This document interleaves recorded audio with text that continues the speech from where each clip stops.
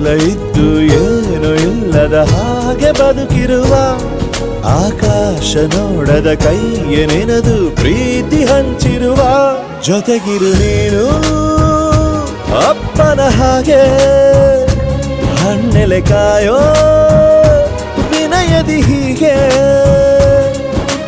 ನಿನ್ನನು ಪಡೆದ ನಾವು ಪುನೀತ ಬಾಳು ನಗು ನಗುತ್ತಾ ಬೊಂಬೆ ಹೇಳುತ್ತೈತೆ ಮತ್ತೆ ಹೇಳುತ್ತೈತೆ ನೀನೇ ರಾಜಕುಮಾರ.